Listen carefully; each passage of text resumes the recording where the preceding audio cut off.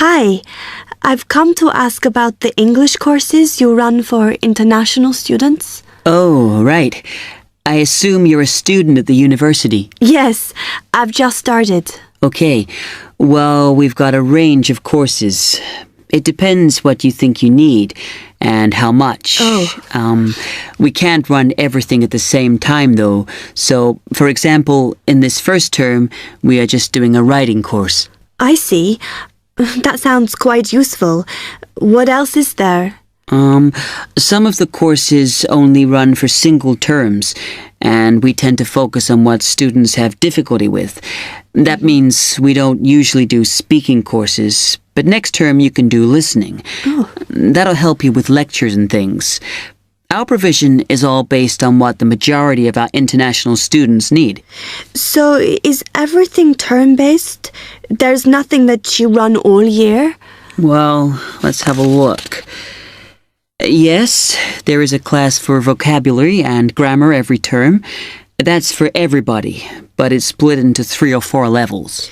And what about in the holidays? We don't do anything during the winter or spring break. But over the summer, there's just general classes because that's what most students want. A bit of everything. Okay, quite a variety then. I'll have a think about what I really need because I haven't got much time. Do you have about 20 students in each class, the same as our science seminars? We try to keep it at about 12 and certainly not more than 15. It's important for language classes. They're very different from your normal courses. Right. And how much are the classes? The rate varies depending on how many hours you attend, but you shouldn't have to pay. Usually, the department will fund you and even sort out which classes you need. Brilliant. It would be quite useful for me to have a certificate to take back to my country. Do you put us in for exams? Yes, but we don't like them to clash with your main course exams in June, so we run them in May. Oh. That leaves you time for revision. Do I have to sign up for something now? I'm not quite sure what I want. Classes haven't quite started yet, so you've got time to decide what you do. All we insist is that you sign up before week 5. That gives you about 3 weeks to decide. Okay. You now have 15 seconds to read questions 8 to 10.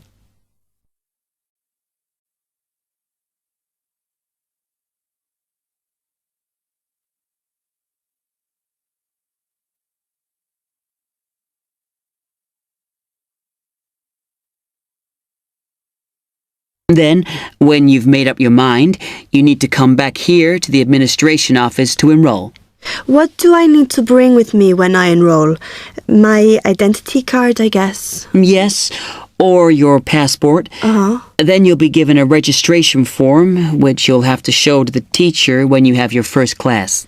Okay. And should I ask my tutor about which classes I should do then? Yes.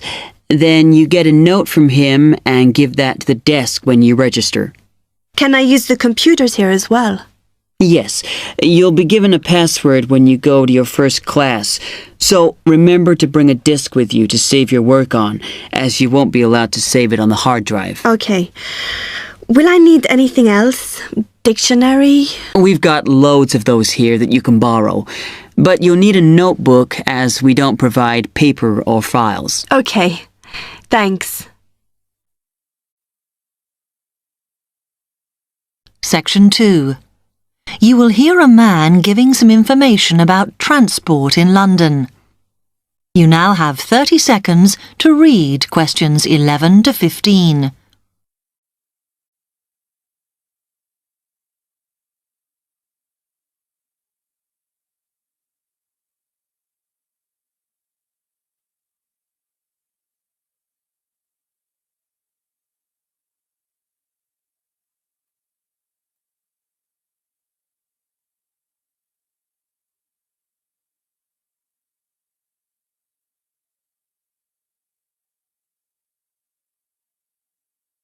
Hello, can I help you? Oh, yes.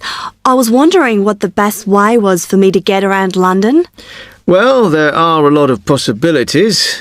As you probably realise, the main ways to get around are bus, train and tube. Oh? The underground. Oh. It depends how much you want to spend. All forms of transport offer special tickets, such as cheap day returns on the trains and so on.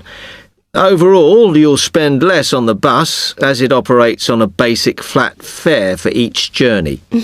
But of course it may not go to where you need to travel to. The mainline trains only operate in the outlying areas, though a few cross London, whereas the tube has stations which are placed in central areas of the city, close to the main sites and shops. Obviously there are more bus stops, but you will probably have to change buses to get where you want, which can be inconvenient. You will find that the buses are mainly in the central areas, but some tube lines go quite a long way out of London, so you could use this for longer journeys. Having said that, the tubes do get very crowded, so you should use the train if you want to sit down. It does depend where you're travelling to. Well, I'm living on the outskirts, but I have to travel into London to college every day, and then around London when I'm here. OK, so time is going to be an issue for you. The tube should be fast crossing London, but quite honestly, there are so many delays that it's not very efficient. Again, the train has fewer stops, so is probably your quickest option to get to and from college. Of course, which service you use might depend on how frequent it is. I mean, the trains might only be every 20 minutes or whatever, but a timetable is published to save you hanging around. There are a lot of tube trains at busy times of day, but fewer at other times, whereas the buses run every 5 minutes through most of the day, and there are night buses. But you'll need to check out your route first. You now have 30 seconds to read questions 16 to 20.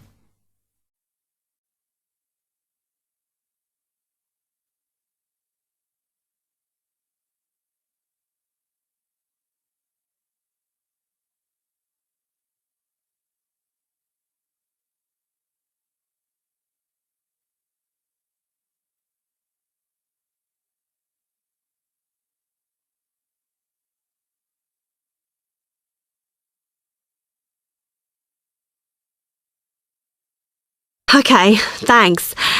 How can I get from here to Hackney then? Right, well, you can choose. We're here at the information office, OK?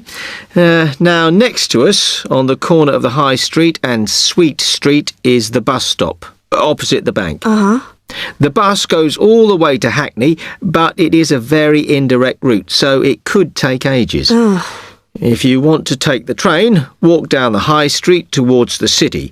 Go past the bank, and on your left is the station, just before you get to the post office. There's a mainline service to Hackney Wick, so if you need to get into the centre of Hackney, you may need to pick up a bus when you get there. Opposite the post office, on the corner of Hart Lane, is the tube entrance. You'll see the big signs. That's probably the best way to get there, though you may have to change. It's probably best if you go and get a travel card first. To get to the ticket office, you go out of here onto the High Street. Then turn into South Street, and the ticket office is on your right opposite the cinema. Of course, you may decide it's quicker to take a taxi. But it's a long way, so I think it'll be very expensive. If you do want to get a cab, then the rank is outside here, just opposite the office. Section 3. You will hear two medical students, Caitlin and Hideki, discussing options for courses. You now have 15 seconds to read questions 21 to 23.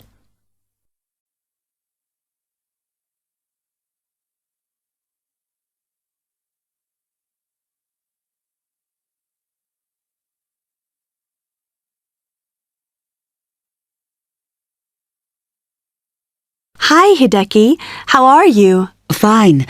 I'm glad I bumped into you. Have you got 5 minutes to sit down and discuss our extra course options for next term? Yeah, sure. You mean the support courses for our modules? Yes, we've got 3 choices, and I'm not sure which would be best for us to do. Let's have a look. Yeah, we could do science and ethics. Sounds quite interesting. Yes, but I think we should be thinking what we get out of each course. So, science and ethics, there's a lot of reading and research to do. And I don't think it comes up in the exams, does it? I'm not sure. Oh, I see we have to do assignments and we get our score from that. But what it would do is to force us to get better at doing essays and reports. You know, organizing them and using the right kind of language. Might be worthwhile. Yeah, you're right. An alternative is the Pharmacology prelim course. Oh. I think it's in case we want to go on to transfer to Pharmacology at the end of the year, because lots of students do. So it depends what we want to do in the future. But apparently, they send you off to find out about various companies and the differences between their products. It would give you lots of practice in investigative studies and analysis. I think I'd quite enjoy that. Yes, I see your point. Then the other option is reporting test results. Sounds a bit boring. Not sure why they have a separate course just for that. Well, I could certainly do with some help in that. Because if you go out into industry, that's what you'll spend most of your time doing. So it's got a very practical application. I think I'm going to go for Pharmacology. Me too. You now have 30 seconds to read questions 24 to 30.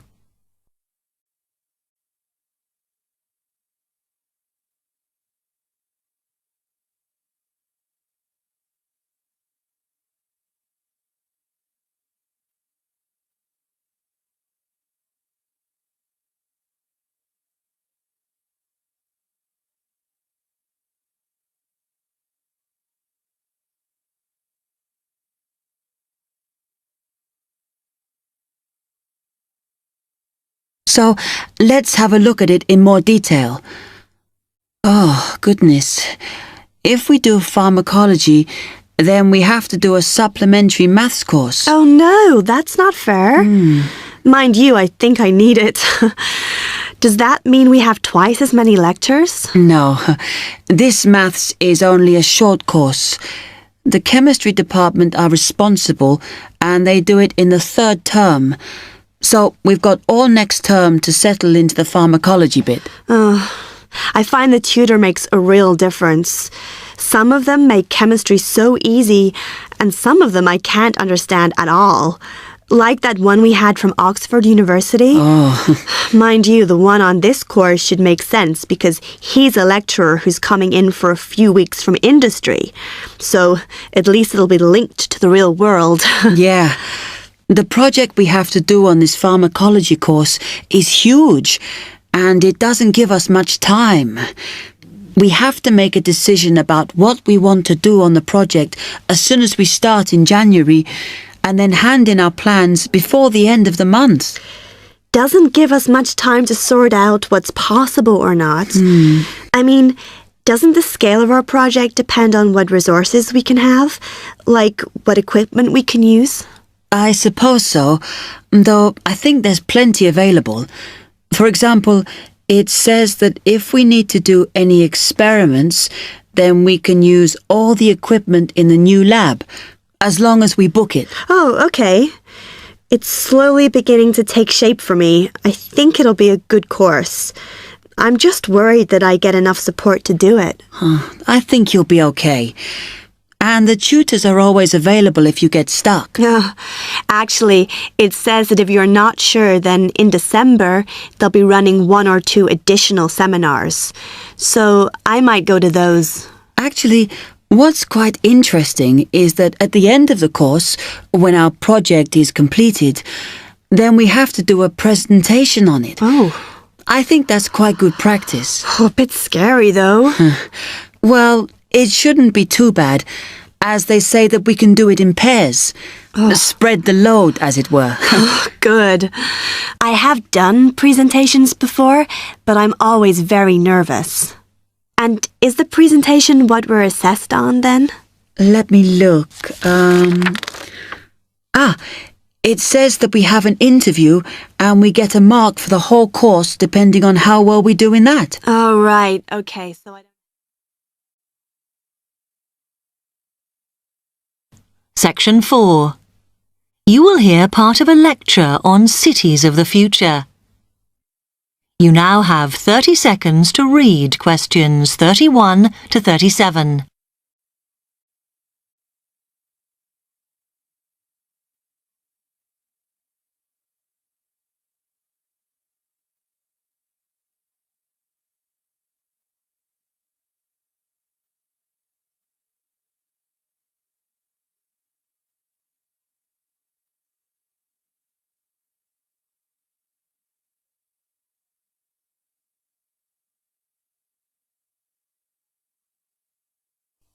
Okay, we've been looking at how societies will develop in the future and at the increase in the size of cities. So I want to talk to you today about the key considerations in these cities of the future.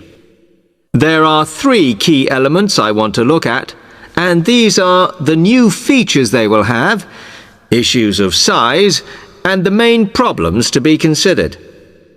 First of all, individual transportation will be a big factor in these new megacities as public transport becomes unmanageable. There'll be a huge rise in the use of segways, which are personal transporters like motorized scooters. As a result, and partly also to reduce pollution, roads will be altered so that they are narrower and will take up less of a city's space than they do currently. Naturally, this is a major change to the infrastructure, and something that may hinder it is the huge amount of investment it will require. The next thing is, what is going to happen to the commercial areas? We do not want these to become even larger concrete jungles than they are at present, so we have to look at design. And current designs for city development include building gardens on the roofs of these buildings to make a more pleasant environment for workers. And you may think that these areas will expand to cope with increased commercial activity. In fact, the prediction is that they will cover 1/5 of the area that they do at present as we build upwards. The exception to this is shopping centres, which we predict will expand with more and more temperature-controlled malls. What may cause difficulties is that the superstores will be confined to the outer edges of the city, as they will be too big to fit into the new malls. Then, of course, there are the residential areas, and these will undergo their own changes. One particular development will be houses which are built from glass, as innovations in this material allow it to provide light without causing problems with temperature inside a building. The residential areas will not be allowed to expand without limit, as happens in some areas at present, and their size will be restricted to a population of 15,000. One issue, which has yet to be resolved, and I'm not sure it ever will be, is how we manage to house older residents. They will be increasing in numbers as time goes on. Finally, how will these cities live? We know we have limited energy sources, so what will we do? Well, something currently in development, which will be a feature, is that waste is going to become an energy source. For example, to provide gas in homes.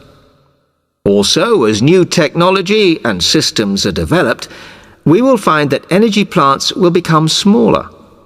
Another energy source we could use, but one which raises issues of having enough space and too much noise, is wind farms. Because of the problems, I'm not convinced these will be the grand solution to our energy problems that we thought they were going to be. You now have 15 seconds to read questions 38 to 40.